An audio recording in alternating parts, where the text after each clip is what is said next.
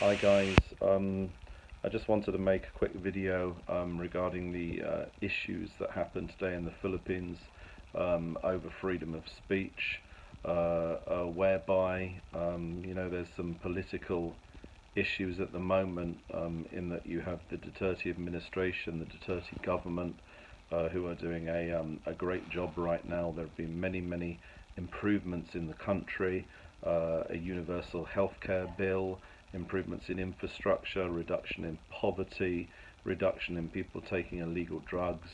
But what's been happening is the opposition, who basically have been complaining about the Philippines, complaining about the president and what he's doing, have taken to basically destroying people's freedom of speech. For a long time now, I've been supporting the Mocha Uson blog. Mocha Uson is a blogger who has over 5 million subscribers, but not only does she comment on political issues, she's also in the government right now, in the department that looks after OFWs.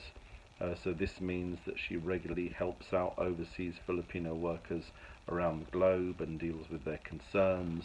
And what happened today, this evening in the Philippines, i.e. Friday evening at I think at 9 o'clock, there was an opposition call for her to be shut down by a lot of opposition, you could say trolls or Facebook users. So there was a message on Twitter and on Facebook about shutting down the account of Mocha Uson, and then she was mass reported.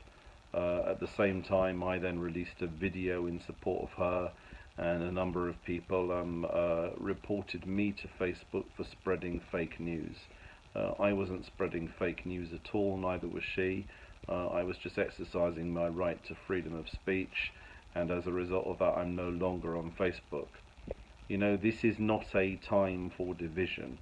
This is a time for unity. You know, this is a time where the government needs to send out very important messages about the coronavirus, COVID-19, and a lot of the bloggers in the Philippines are sending out those messages and posting those messages.